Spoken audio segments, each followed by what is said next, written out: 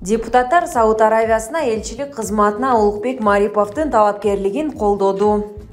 Жогорку кеңештин эл аралык иштер, коргоо, коопсуздук жана миграция боюнча комитети Улукбек Мариповдун талапкерлигин Кыргызстандын Сауд Аравиядагы элчиси кызматына колдоду.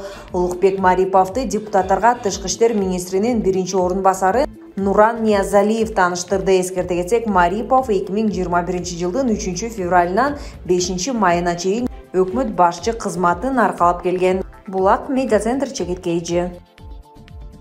Кыргыз коомчулугу демократия дегенди түшүнө элек экен. Мындай пикирин президенттин кеңешчиси Чолпонбек Абыкеев биринчи радиого берген маегинде билдирди. Анын айтымында демократия деген оозуна келгенди сүйлөө эмес, демократия деген социалдык тармактар аркылуу чынбы жалганбы аны карабай эле оозуна келгенди оттоп жатат. Ал сөздөрү адамдын беделине шек келтирген болушу мүмкүн. Байкап отурсам, биздин коомчулук демократия дегенди түшүнө элек экен. Демократия деген мыйзамдуулуктун диктатурасы, деди Абыкеев. Булак медиа центр чекиткейжи. Мербек Мискенбаев, эртеби кечпи Соке Жунушалиев, Опунбаев, Жамшитовдор жоопко тартылышат. Мербегиним, жакын арада Алмазбек Атамбаев камактан чыгып калышы мүмкүн деген кептер тарады. Мунун канчалык деңгээлде чындыгы бар? Алмазбек Атамбаев саясий негизде кармалып турат. Камакта жатканына 3 жылдын жүзү болду. Бул убакта бир да күнөөсү далилденген жок. Алмазбек Байкени Сооронбай Жээнбеков камакка алганы саясий ката болуп эсептелет. Аягы келип Соке өзү бийлиги жок көчөдө калды. Мен ойлойм, жакын арада Атамбаевди боштондукка чыгарат. Анткени коомчулукта күндөн күнгө кадыр баркы көтөрүлүп баратканы сезилет. 100 кишинин ичинен 90-у Атамбаевдин убагында жакшы жашагандарын билдиришип, бул кишини учурунда алай алган жокпуз дешүүдө. Бул да бекеринен эместир. Сооронбай Жээнбековго бул бийлик тиешелүү чара көрбөйбү? Себебин кайдан издесек болот? Сооронбай Жээнбековго иш козголбой, учурда резиденцияда күн көрүп атканы утурумдук. Эртели кеч Кой Таш окуясына, пандемия убагында элди кырганы жана октябрь козголоңу үчүн чоң жоопкерчиликке тартылат. Чын-чынына келгенде 3 жылдык бийлигинде эч кандай өнүгүүсү болгон эмес.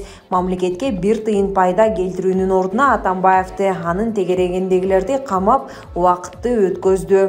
Бир убак келет, Жээнбеков жана анын туугандары жоопкерчиликке тартылат. Буга мен бөркүмдө ишенем. Учурда эмне иш менен алексиң? Саясаттан четтедиңби? Мага карата сот иштери бүтө элек. Кой Таш окуясы 3-жылга кетип атат. Чын-чынына келгенде али баштала элек. Буга чейин бир тараптуу гана каралып келген. Анын ичинде 1 жыл түрмөдө жаттым. Эмнеге жатканымды азыркыга чейин түшүнбөйм. Эгер Кой Таш окуясы адилеттүү карала турган болсо, анда негизги күнөөлүүлөр ачыкталып, Сооронбай Жээнбеков, Кашкар Жунушалиев, Орозбек Опунбаев, Өткүрбек Жамшитов жана башка адамдар жазага тартылат. Алардын качканы качып, кутулганы котурганы котуруп жүрүшөт. Сооронбай Жээнбековдун кланы, коркок генералдары бардыгы жоопко тартылат жана эртеби кечпи түрмөгө отурушат. Булак Карыба чекиткейжи. Чек-арага жакын айылдарды колдоо, элдин жашоо шартын жакшыртабы?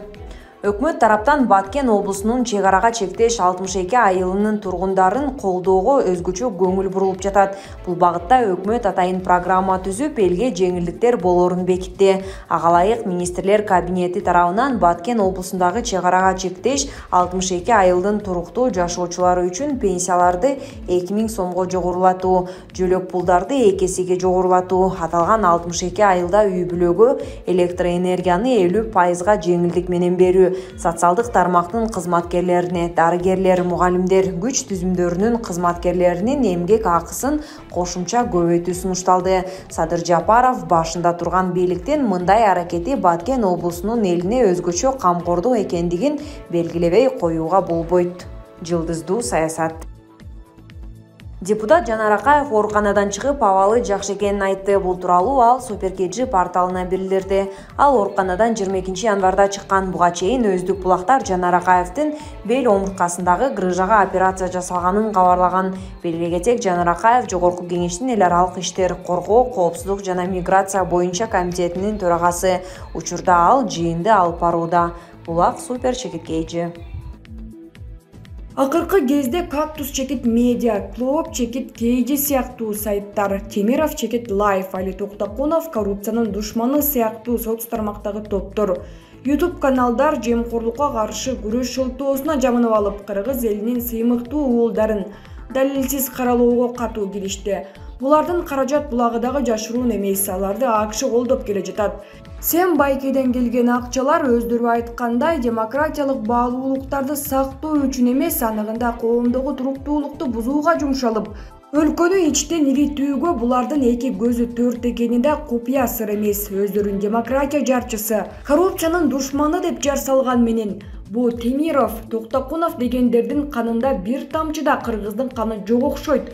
Болбосо өз өлкөсүнүн ичинде бузукулук кылышмак эмес да. Азыр алар коррупцияга катуу реалдуу күрөш жүргүзүп жаткан Камчыбек Ташиевди каралоого киришишти.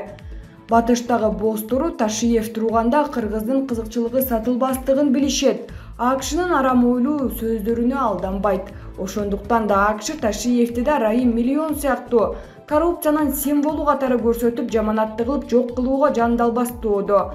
Албетте өзүбүздөн чыккан саткын журналист, блогерлер аркылуу эмне үчүн карандай ушак таратып, коомдук тынчтыкка бүлүк салуу атышса, карап турушубуз керек. Бийлик да туура жыйынтык чыгарсын, бузукулар мыйзам алдында жооп берсин. Чолпон Байзакова. Дүйнөнү титиреткен Сталин деле бир кезде түрмөдө отуруп чыккан, же азыркыча айтканда зек. Бирок Ыстакебиз китепти аябай көп окуучу экен, башкасын айтпаганда да кыргыздардын манас эпосун эң жакшы билип, мазмунун түшүнгөндүгүн мындан билиңиз.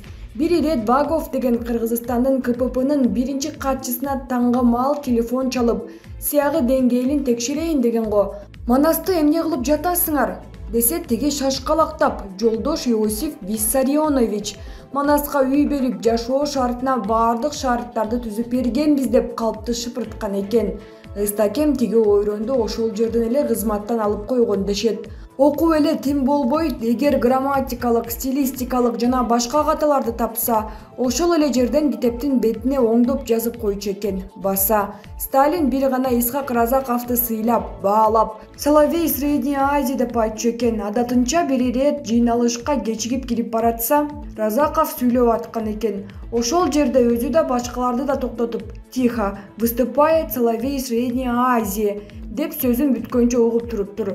Дагы бир ирет Разаковду сынаганы атайлап эле ал төрагалык кылган жыйынга 5 минутта кечигип барганда, товарищ Сталин, вы 5 минут опоздали дептир. Бирок Сталинге Разаковда эч ким кемчилигин бетке айта алчу эмес экен. Анын сыңарындай биздин азыркы чоңдордун деңгээлин китеп окуйбу, жокпу? Деги эле окуса түшүнөбү деп эле текшерип койбойлубу? Эмилбек Момунов.